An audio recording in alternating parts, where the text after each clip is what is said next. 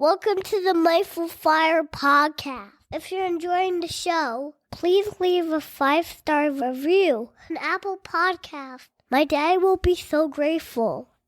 See you next time on the Mindful Fire podcast.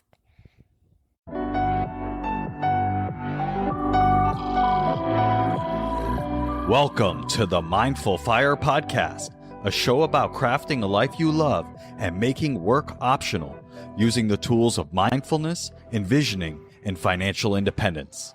I'm your host, Adam Cuello, and I'm so glad you're here. Each episode of the Mindful Fire podcast explores these 3 tools through teachings, guided meditations, and inspiring interviews with people actually living them to craft a life they love. At its core, Mindful Fire is about creating more awareness and choice in your life. Mindfulness helps you develop self-awareness to know yourself better and what's most important to you by practicing a kind, curious awareness. Envisioning is all about choosing to think big about your life and putting the power of your predicting brain to work to create the life you dream of. And financial independence brings awareness and choice to your financial life, empowering you to make your vision a reality by getting your money sorted out and ultimately making work optional. And here's the best part.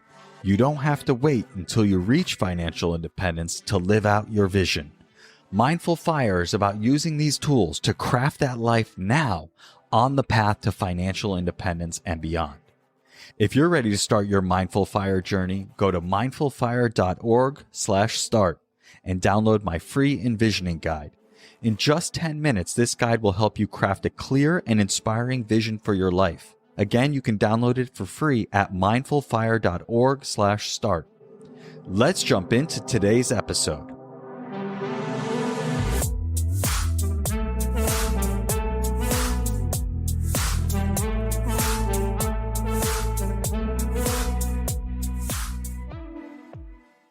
Nirav, welcome to the Mindful Fire podcast. I'm so glad to have you here. Thanks for having me, Adam. I'm excited and looking forward to it. So I'd love to have you start by sharing with our audience a little bit about who you are, your journey, and what you're up to these days. My name is Nirav Shah, and I wrote a book called Shortcut to Serenity recently. I retired from technology business about 4 years ago at the age of 49. And contentment was a big thing in my decision to retire as to how much is enough. Then once I retired, I started working with a number of nonprofits locally to make an impact. I'm happy to say that we made tremendous impact. Right now, we are feeding almost 16,000 kids every weekend here in Denver. And then also started meditation practice about 4 years ago. And during that process, I realized that some of the topics were difficult. So I would give examples to my fellow students, and they encouraged me to teach. So about a year ago, I started teaching live Zoom meditation sessions on Tuesday nights. And this book evolved from those teachings over the last 50 or so weeks. Very good. Thank you for sharing that. Did you just get into meditation 4 years ago? Or did you just get into teaching it? So it was new 4 years ago for you.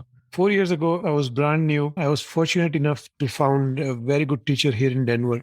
And I started reading anything and everything I can get my hands on and practicing. Then I started attending these meditation retreats. And then teaching actually started about a year ago. But idea was to find that peace within. And for example, I was one of those type A personality guy where I was freaked out by everything in a sense that I needed to control everything. Everything had to go my way, A, B, C, D. I mean, I planned A through Z, everything. And since starting meditation about 4 years ago, I come to a point where none of the external things bother me. I still make sure that things get done, but if they don't, does not affect my inner peace. And that's the change I've seen in myself. And that's one of the reasons I wrote this book, because if I could find peace, I guarantee you anyone can find peace. Because a lot of us who are type A, who wants this financial independence, who want generational wealth, I would love to talk about that later on as well. As to, I'm not sure that's the right way to look at it from society point of view, but we are all chasing that. And then I was able to step back, find that peace. I think it's very important that we can help as many people as we can. Got it. And what type of meditation do you practice? The most simplest one is the breathing meditation, correct? But then beyond that, I do intentional meditation, meaning loving kindness, making sure that you spread your happy and intentional thoughts towards love to other beings. That's one of the meditation I practice. There are about 16 different meditations I guide during my guided meditation on Tuesdays. Not all at once, of course, but all of that combined, they all start with what's known as simple breathing meditation. And then we go to empty sky meditation. We go to labeling your thoughts. That's the other good meditation, Adam, is that as people sit in meditation and they label the thoughts they may come up, then we understand that, hey, there are certain negative thoughts we can avoid while not in meditation. I try taking and giving meditation, black and white meditation, eye movement meditation. So, number of different meditations I tried. All of them I provide on my blog, meditativeman.org, in a guided meditation in audio version so that people can follow themselves when they want to follow it. Very cool. Tell me a little bit more about this decision and process of retiring early. What led you to want to retire early, and how did you make it happen? That's such a great question. When I was working, I was in this go, go, go mode, and I was traveling all over the world. I've been to 64 countries. I had clients in a dozen countries on 6 continents. And I realized more and more that how much money do we need to comfortably live? There's never enough if you want new 737. But if you think about it, unless you're Jeff Bezos, there's always one guy who has more money than you do, right? So it's a never-ending rat race, if you will, if we continue that way. So I realized that what I have is enough. And my dad nudged me towards this as well. He always used to tell me, and he still tells me, that, you know what, you don't have any vice. You are one of those guys who all your expenses are groceries. And good thing groceries are not that expensive, right? What you need is a shelter, which you have, your clothing on your body and food, and that's about it. He nudged me a lot. And I realized that contentment was very important to me. I'm happy where I'm in life. Why not use the time I had to do something better for the society rather than just trying to chase the fame or the money or the prestige? So that's when I decided to do full-time volunteer work. I joined a couple of nonprofits. One of the nonprofits I joined was known as Food for Thought Denver, where we take Title I kids. Title I is the federal government program which identifies kids coming from a poverty level or below. Okay, so family of 4, annual income less than $30,000.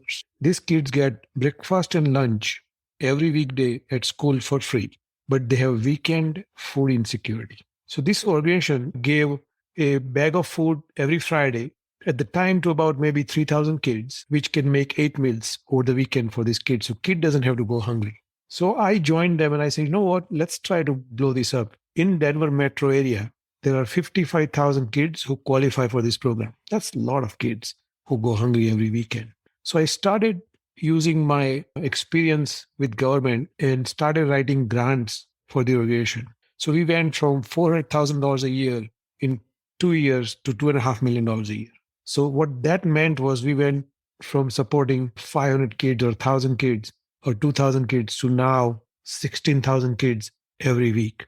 That means that almost 40% of Denver's childhood hunger, this organization is able to reduce. And that is more satisfying than any money you may chase, right? So that was number one thing which kind of drove me towards that retirement process is contentment. I think you and I talked briefly about this Mexican fisherman story. And I'll just say this again for audience sake, is that there's this Wall Street executive who went to Mexico in a small town for a vacation. And he's sitting there and he notices that every evening, a bunch of fishermen get together, they drink, they party all night, and then they go out to fish and repeat the day every day. So he sat down with the chief fisherman and said, you know what? I can make you big. So the guy says, how so? And the Wall Street guy says, I can get you a loan to get a couple of boats. Then you can catch more fish and sell it to the town next door. So fisherman says, what after that? So then we buy some more boats, sell the fish to the city. So, wow, that sounds interesting. What do I do after that? So Wall Street guy said, then we get a fleet of 100 boats and make you the biggest fishing operation in Mexico. He says, wow, that is amazing. What happens after that? And the Wall Street guy says, then we do an IPO, you cash out and retire, and you will easily be a multimillionaire. So yeah, what's next? So then you can retire in a small town, wake up when you want, go to sea, catch some fish, have a beer, and party the night away. And the fisherman says, I'm already doing it. So the moral of the story is that sometimes what we are chasing is right in front of us. And with just a little bit of contentment for what we already have, we can get what we want without chasing it. And that's very important as we chase this financial independence. I certainly relate to that. And a lot of people probably feel that way, that I need to make a lot of money and then someday I'll be able to enjoy myself and I'll be able to do this, that, or the other, right? For the fisherman, it's having a beer, catching enough fish to feed his family and hanging out with his friends. But if we turn our attention to feeling contentment or gratitude, then we can start to realize that thing that we're chasing is already right here. And I'll give you an example from my own life. I fall into this a lot, where I have this whole story of I need to be an entrepreneur. That's a story that I've had in my head for a long time. Before I started working at Google, I was an entrepreneur, didn't make very much money, but I was an entrepreneur. And I've always been attracted to this startup world and all that. That's why I moved out to California. So I have this story that if only I could be an entrepreneur, then I could teach mindfulness and get paid for it and do all these workshops and really make a difference and make money doing it. And I'm in that kind of chasing mindset. But when I really think about it and I turn my attention just a little bit, I realize I already have that. I literally work for Google. And as part of my job, I teach mindfulness, I teach emotional intelligence, I lead and develop workshops that make an impact on people's life. And I get paid for doing it. Exactly. And I probably get paid more than I would otherwise get paid because I'm working for a huge company with a ton of resources and benefits that I wouldn't be getting if I was doing this on my own necessarily. But more importantly, I already have that thing that I think I'm chasing. And I think that so many of us get caught in that. And I'd love to hear what you think about that. I think you're absolutely right. And two things helps, in my opinion, with making sure that you don't get into that trap. In your case, you mentioned you already had that, which is exactly right. The way to realize you already have what you may be chasing for is to measure your success. Most of us, at least I used to live in what I call this gap, where I am in life and where I want to be. And there's this always gap between where I am and where I want to be. Because of that, we never measure the success as to where we actually are. Forget where we want to be. But where we are is far further. At least I was a lot further than I ever thought I would be. Quite honestly, when I was in college, my goal in life, Adam, was to publish an article in a trade journal. That was my goal in life. I did 28 of these and I went to conferences, I gave keynote speeches and whatnot, but that was goal in life and I never appreciated that because I always wanted to go further.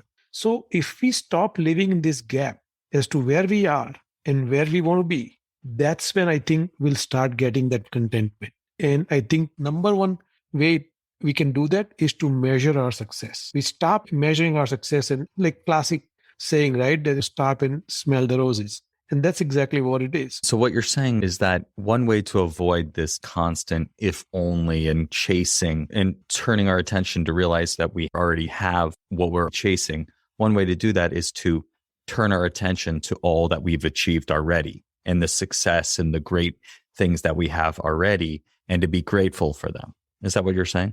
Absolutely. If you think about it, if you are living in a developed world and if you have a reasonable job, you are more lucky than 99.9% of the rest of the 7 billion people on this planet Earth. You don't have to worry about where's the food's coming for dinner tonight. That's half the battle. For majority of the world, they don't even know where dinner's coming from tonight. You don't have that problem. That's when we have to start looking at it and say, you know what? I'm luckier than most of the people on this planet Earth and be thankful for that. And that's the most important thing, is to have that gratitude, because that will bring abundance. And I really like what you said about your goal in life when you were in college was to publish one paper in a trade journal.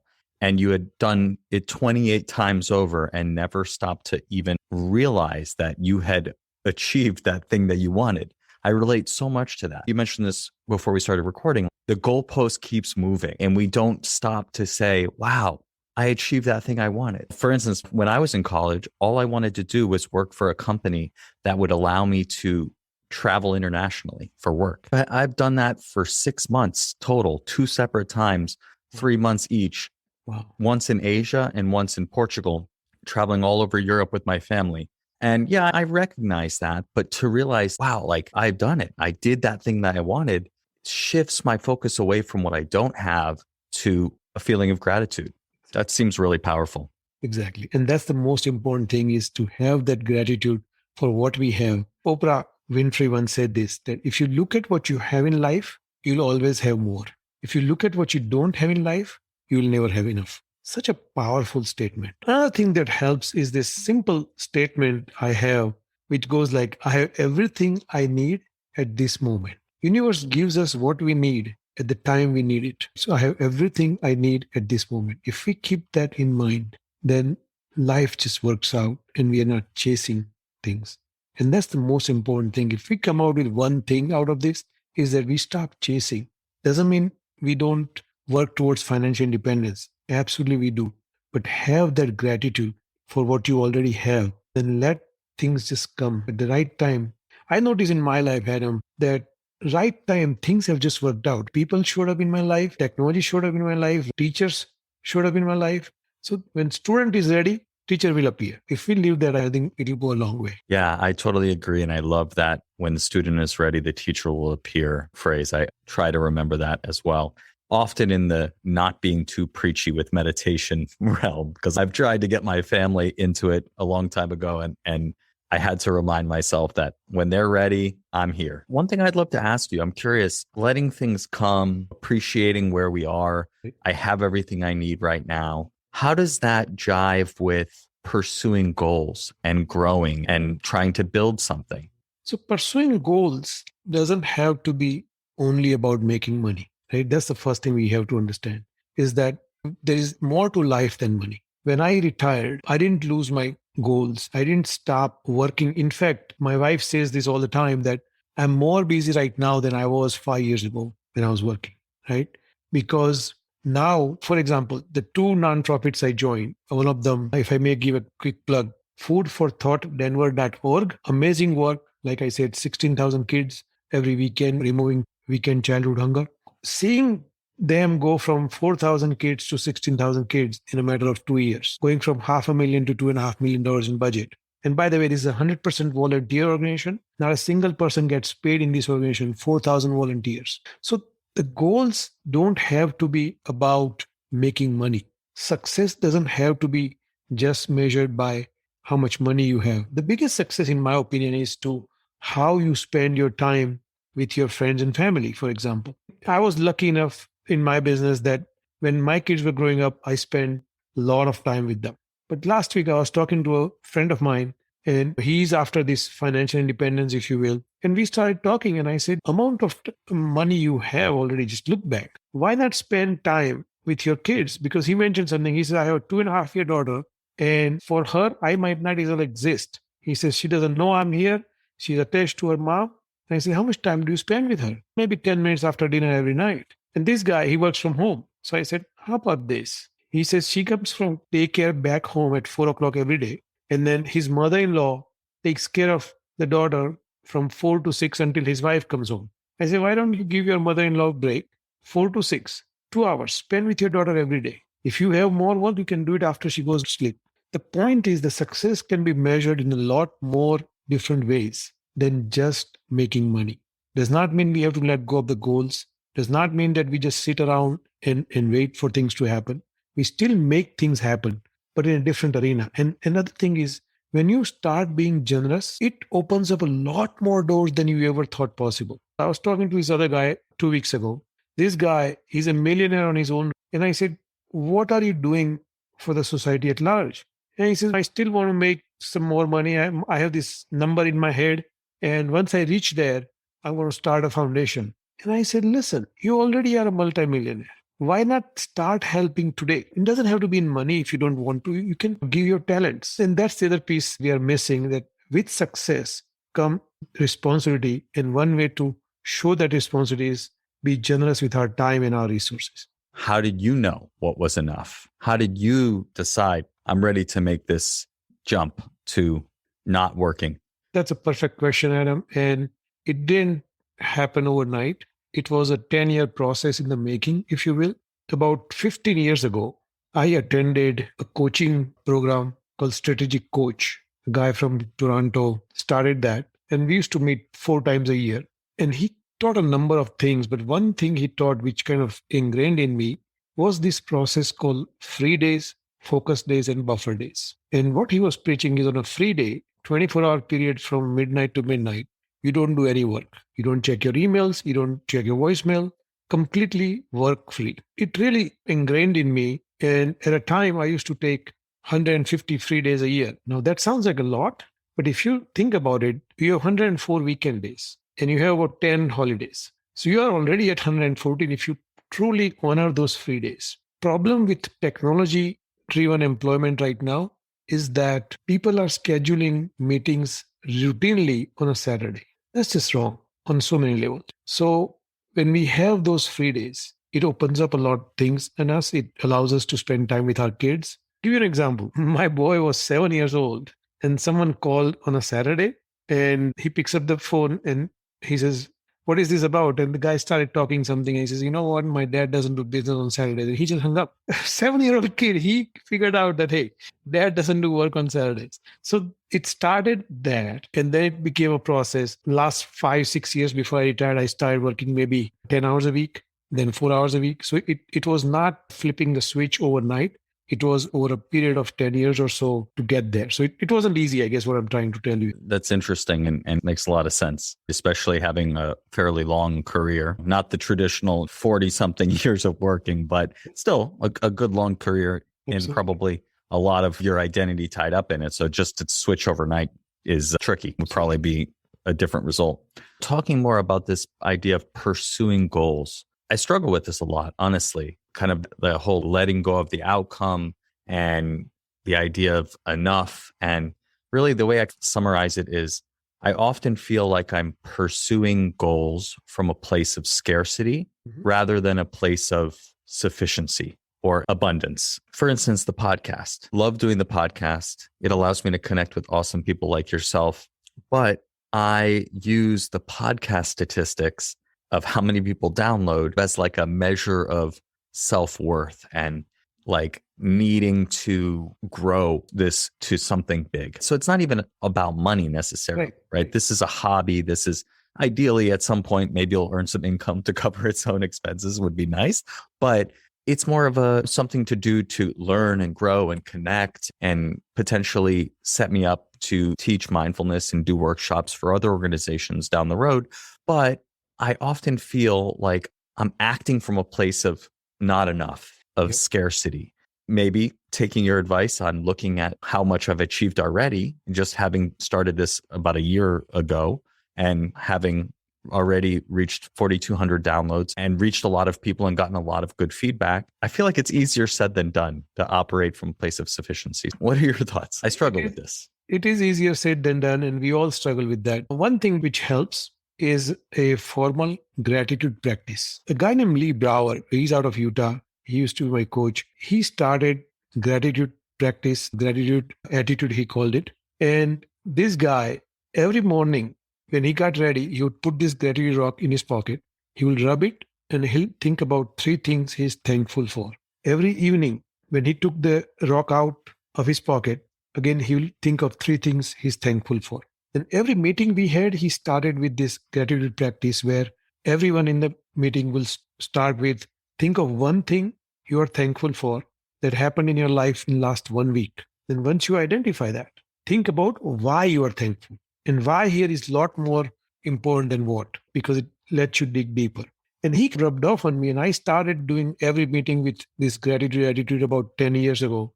And that allows you to stay in that abundance mindset as opposed to the scarcity mindset. So if you develop this gratitude practice, it takes 21 days to make a habit. So if you develop for 21 days, make sure, and we used to do this on a dinner table, Adam, quite frankly, when my kids were young, we'll sit down and we'll say 1 thing you're thankful for and why before we had dinner. And my kids were young, so they would say, I'm thankful for Mama. She made dinner for me. It started there. We will say, okay, Let's get into a little bit deeper than that. But that really helps to develop that gratitude practice, because then it keeps you in that abundance mindset rather than keeping you in that scarcity mindset. I'd love to dive into this idea of enough a little bit more, Nirav. Many people in the financial independence space use the 4% rule to figure out how much they need to accumulate and invest to be able to live for the rest of their life and cover their annual expenses. If you're hearing about this for the first time, the 4% rule basically says take your annual expenses, multiply by 25, and then you can live off 4% of your money, and assumes that your investments will grow at greater than 4% per year and will replenish the money that you're living off of. With that said, my question to you, Nirav, is let's say that you are getting close to or have reached this amount of money, but still don't feel like you have enough, or for other reasons are deciding, I'm not ready yet. How did you think about that as you were deciding to retire? So that's a very good question. The 4% rule the financial industry has come up with, I'm not a fan of, quite frankly, the 4% rule, but let's go with that for now and say that, okay, you have reached that 4% goal. Hey, I have 25 times my expenses covered in my bank. I'm ready to retire, but I feel uneasy, if you will. If that's the case, one thing you could do is cut back your time. So, okay, I've reached it, but I'm not ready to leave it 100%. Why not go down 50%? Right? Nothing says that retirement has to be an on and off switch. If we kind of phase in the retirement, it's similar to when you invest in some stock. Sometimes you leg in, right? You buy third of your position today, third maybe a month from today, third maybe another month from today. Similarly, if we leg in our retirement and say, okay, I'm going to cut down, instead of working 40 hours a week, I'm going to stop to 20 hours a week because I have what I think I need, but I'm just not sure. That also gives us time to figure out what to do in retirement. Because if you're going to just sit around in retirement, you might as well not retire. There's only so much golf you can play. There's only so much travel you can do. So you must find a purpose in your retirement. That's one thing people are missing, because when they are going after this financial independence, they have not thought through what's the purpose once you reach the retirement. So if you leg in, maybe it gives you time to develop that purpose. Yeah, that makes a ton of sense. And that's really what this podcast is all about for me. It's figure out, what do I want to do after I retire early? Talking to people who teach meditation, is that something I want to do? Podcasting, is that something I want to do? And so I really love the idea of starting now, starting to figure out and build that purpose, ideally into your day-to-day job, but also on the side. If what you're doing for a living isn't your purpose, you can still build it on the side. Now I'm curious, what are your thoughts on the 4% rule? See, 4% rule works if someone has certain amount of money and the right advice and whatnot, but it also depends on your risk profile. For example, I'm a risk-averse guy. I don't do stock market. So 4% rule works if you are in a stock market, if you have a certain risk profile. But if you are a conservative person, then you may need 5%. If you are someone who actually may need a lot less, let's say you own a couple of apartments which you rent out, and that income is sufficient. Maybe it's only 1%, but it still works because that income is sufficient. So you don't need always 25 times your expense. 10 times may be okay if the income is coming from a source which you think is valid and reasonable. Yeah, that makes sense. If you have real estate properties that are producing income, or you have a side hustle that is producing income, or other investments that are producing income, then yeah, you don't necessarily need to have the full 4%. Exactly. Or you don't necessarily need to have 25 times in hard assets. Okay, I think that's great advice. What I'm really hearing with all of this is it's a practice. Just like meditation is a practice, practicing gratitude or measuring your successes, as you called it, really taking in the good of what you've achieved. Doing that more and more will train you to see the good. We all have a negativity bias. We've evolved to scan our environment for threats, to notice the bad things more easily than the good things, because that's what kept our ancestors alive. But we can train ourselves to spot the good. And it sounds like those are some really good ways to do that. Absolutely. And another thing is, you mentioned practice, right? So someone asked me this. He says, what's the point of meditation practice? Is it to find that 5 minutes of peace? And you can extend that to any practice, right? What's the point of gratitude practice? Is it to be thankful for at that moment? And my answer always has been that the focus of the practice is not the practice itself. We don't practice just to practice. For example, if you want to climb, Mount Kilimanjaro, you want to go to Tanzania and climb that, you'll start practicing, right? You will start running, then you'll maybe come to Colorado or Utah, go up the mountains, make sure you can handle the elevation. You can walk 5-10 miles uphill every day.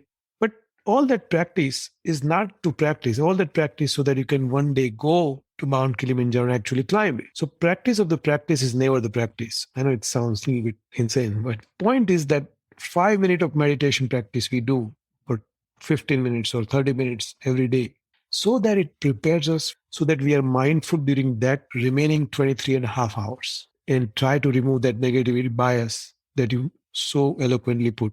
And it's the same thing about everything. All those practices hopefully makes us better human being, helps us make better decisions, and stay mindful throughout the day as opposed to just during that 5 minutes of gratitude practice or 30 minutes of meditation practice or whatnot. Yeah, I totally resonate with that. We don't practice meditation to become better meditators. We practice meditation to be better at life. And so that certainly can apply to any practice that we do. It sounds to me like what you are focused on in your retirement is really giving back to others and sharing your gifts with others to improve people's lives.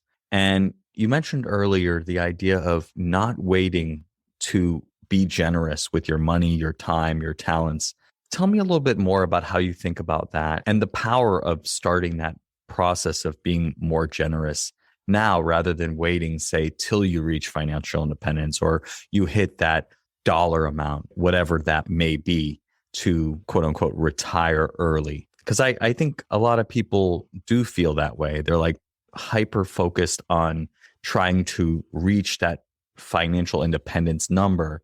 And even if the goalpost isn't constantly moving like we've been talking about, I think that a lot of us might be missing out on some of the benefits of helping others and being generous with our resources now. That's such a great question, Adam, because have you ever noticed that when you do a good deed, something good happens to you, right?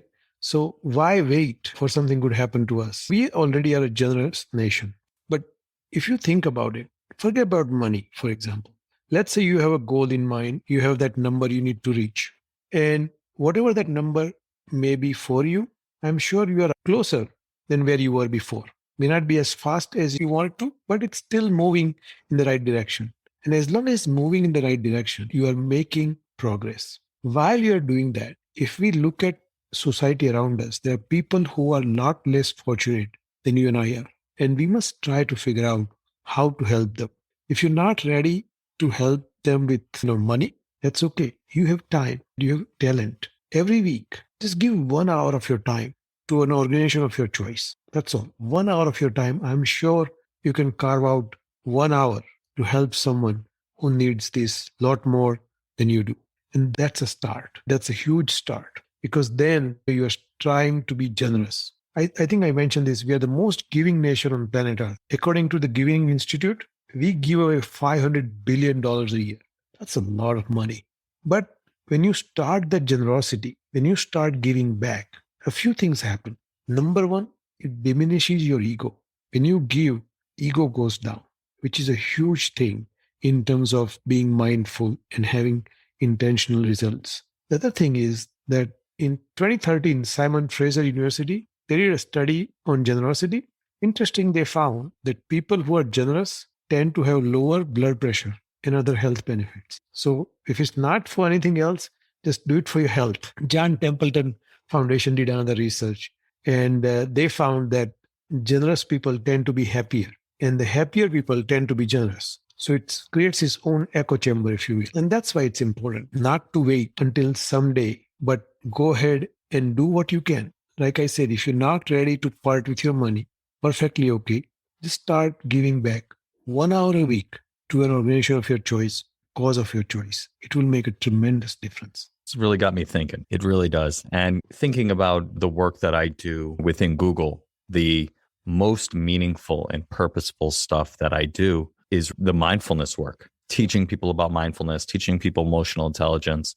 And it's giving back in a way. Like I don't have to do that. I don't get paid extra to do that, but it feels good. It stretches me. It is me giving my time and talents to make people around me better and extending that feeling by doing more outside of Google and making an impact in those ways, even financially. I had a guy named JG Larochette on the podcast on episode 35. He teaches mindfulness to kids in schools in the East Bay in California, in the Bay Area. And I think now they're doing like 33 schools and 13,000 kids. I was so moved by the work that they were doing that I have been raising money. I was going to be matching up to $500 and having Google match as well. Yeah. And it was one of those things where it's like, yeah, I got to talk to my wife. I don't know. I've never made a commitment like that or given away that much money, honestly. And I still haven't. As of this recording, I have not given the money yet, but I know we've raised a couple $100 and hopefully people will donate more so we can hit that goal. But I think there's just a lot to what you're saying about being generous now. You mentioned that being generous leads to more opportunity. Can you tell me more about that? I always notice, Adam, that when I'm doing good things, first of all, my mood is good. I'm in a good mood when I'm helping people. And that tends to attract positive vibes, if you will. And things just happen. Things fall in place because I'm in a good mood.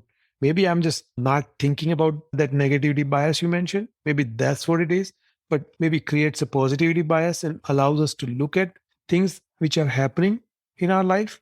But when I'm generous, I tend to notice that things are moving in a positive direction. I don't have any research to back that up. It's just a personal anecdotal information. Yeah, maybe you're in a mindset where you're more likely to notice the good because you're already doing good and feeling good. And then what we were talking about earlier, you're taking in the good, which just brings more good. I like it. I like it. One thing I would also like to mention, Adam, if you don't mind, is this phrase I hear a lot lately about generational wealth. A lot of people I meet who are trying to be financially independent, more often than not, want to talk about generational wealth. And I would say what my dad told us kids when we were growing up. He always told us that, you know what, I'll pay for the best education money can buy. But once you are done with your schooling, you're on your own, don't expect a penny from me. I'm going to give everything away. And that's exactly what he did in his life. And that's the thing we told our kids all along, that we'll get you the education you need. Beyond that, you must learn to stand on your own and not expect anything from your parents. And that is important because when we start talking about this generational wealth, we lose that. I have a friend who says that he has 18 grandkids and he has enough money that he's going to leave $1 million for each grandkids. Some of them are 2 months old or 6 months old. That is a lot of money for a young kid. And I worry that when those young kids know that they have that kind of money, what kind of work ethic they may develop or they may not develop. Financial independence is very important, but we must try to remove this generational wealth discussion away from financial independence. I think that's very important as a society. Yeah, there's a lot that I want to dive into in what you just shared. But talking about this generational wealth, I think often in the financial independence retire early community, it's referred to as second generation FI, which is essentially accumulating enough money so that the next generation doesn't have to worry about working for a living or it becomes optional. I agree with you completely. You need to be able to stand on your own 2 feet and have the work ethic and the vision and desire and purpose to go out and create value in the world on your own. We've all seen what happens when mega rich people get everything handed to them on a silver platter. Either they don't do anything or they waste all the money. There's exceptions to that, of course. But I think the interesting part about this second generation FI thing is the idea of passing down the concepts of financial independence to the next generation. Not necessarily the money, but also the how to earn money, how to save money, how to invest money, the skills, like you were able to retire early. I'm hoping to do the same. Those skills that allow us to do that, passing those concepts and skills to the next generation, rather than just the ability to have that without actually earning it. Absolutely. And that's the key, right? It's the knowledge which transfer to the next generation, which is very important. And that also leads to this discussion about financial literacy. We as a society have not put enough emphasis on the topic of financial literacy, as to we are not teaching kids. We are making a society of paycheck to paycheck. We are showing them how to work and how to spend.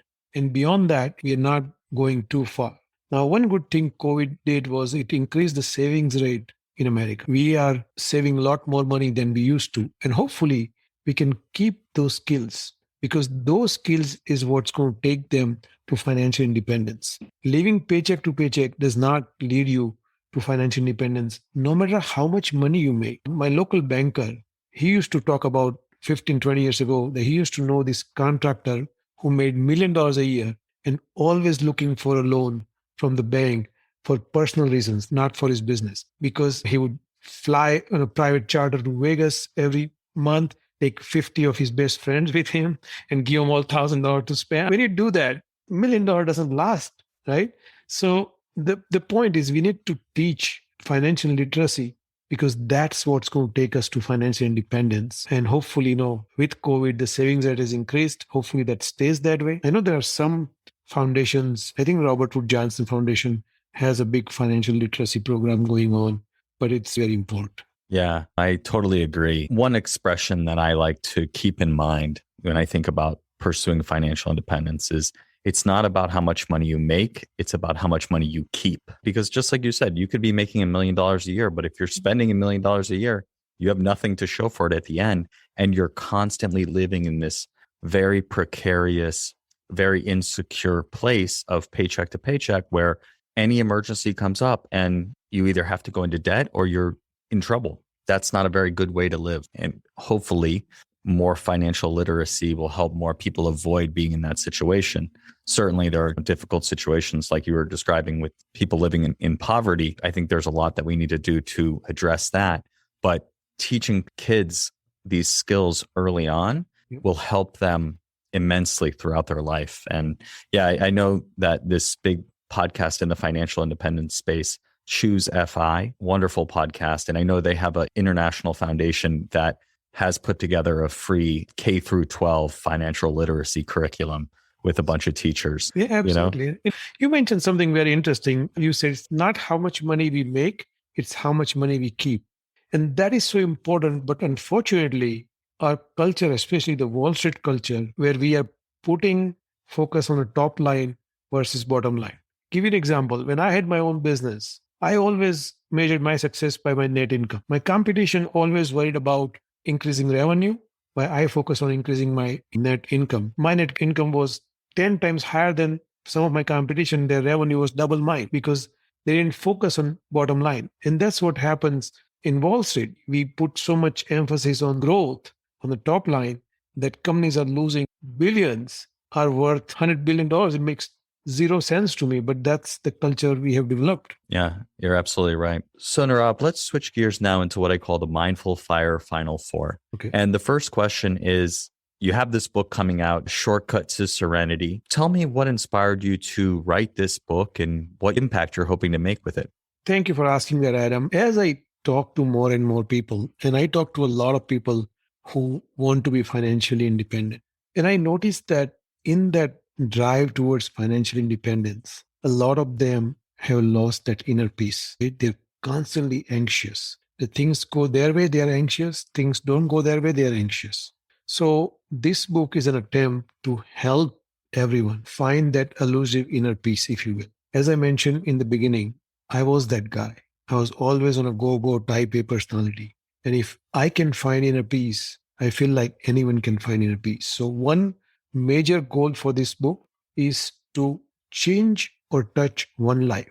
That's it. If by this project we can have one person find that inner peace, I think we've done our part. Very good. And if people want to check out the book, how can they find it? Book's website is shortcuttoserenity.com. They can also go on Amazon and search for Shortcut to Serenity. It's available in ebook as well as paperback. If you have an iPad, then you can order this through Apple Books. If you have a Nook, essentially any e-reader you may have, we have the book available in its native format. Just look for Shortcut to Serenity. Very good. And I will post a link to the book in the show notes for this episode as well. Thank you. The second question, Nirav, is what piece of advice would you give to people early on their path to financial independence?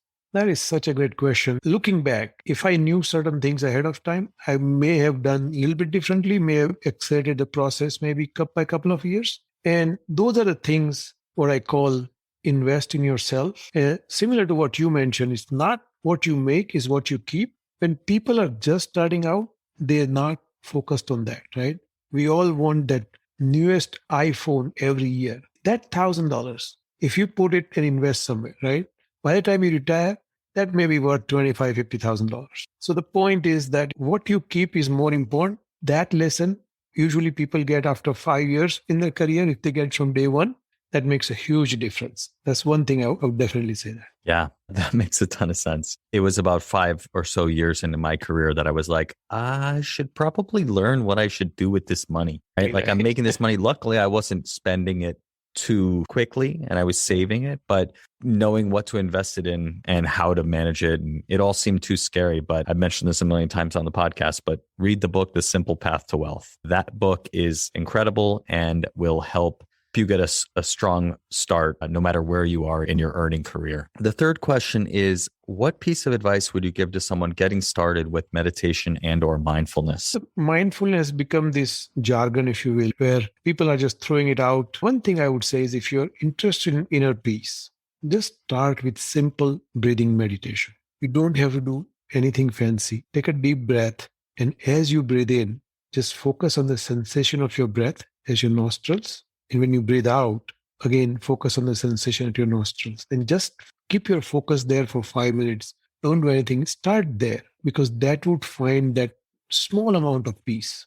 And then once you start there, then you start looking as to what may be right for you in terms of if you are just interested in meditations, on our meditation blog, meditativeman.org, we have guided meditations available, no cost. You can just have the audio run while you're doing a meditation. Just 13 minutes per meditation. Do it twice a day. Give yourself 26 minutes to find that peace. Very good. Yeah, thank you for that advice. And if you're interested, Nirav, I'd love to share one of your meditations with the audience. If you are interested, and there's one that you want to pick out and we can release it. I've been thinking about doing this for a while, actually, is if a guest is also a meditation teacher to have the episodes come out. And then maybe the next week we'll have a meditation by you released on the podcast as well, if you're interested. I like it. I think it's awesome. That way people can get used to what it means. I think it would be interesting. Okay, cool. We'll figure out how to make that happen. So if you're listening to this next week, you will be able to meditate with Nirav and we'll release it through the podcast, just like we do every other week with the meditation from me.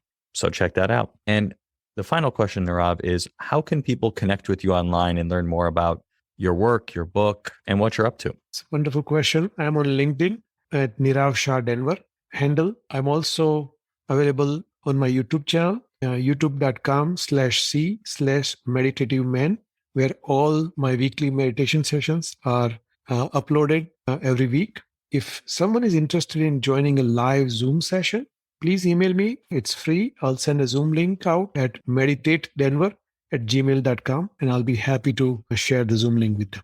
Very good. I will make sure to include all of that in the show notes. Thank you. Thank you so much, Nirav, for joining me on the show today. I learned a lot. You gave me a lot to think about, and I'm sure the audience feels the same way. So thank you for sharing your time and your wisdom with us. Thank you so very much, and I look forward to getting to know you more.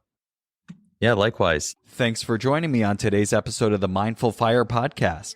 If you enjoyed today's episode, I invite you to hit subscribe wherever you're listening to this. This just lets the platforms know you're getting value from the episodes and you want to be here when I release additional content. If you're ready to start your Mindful Fire journey, go to mindfulfire.org/start and download my free envisioning guide. In just 10 minutes, this guide will help you craft a clear and inspiring vision for your life. Again, you can download it for free at mindfulfire.org/start. Thanks again, and I'll catch you next time on the Mindful Fire podcast.